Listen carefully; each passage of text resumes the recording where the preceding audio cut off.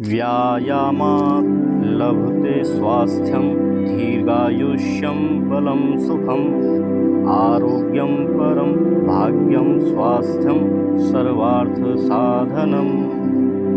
भावार्थ: व्यायाम से स्वास्थ्य, लंबी आयु, बल और सुख की प्राप्ति होती है।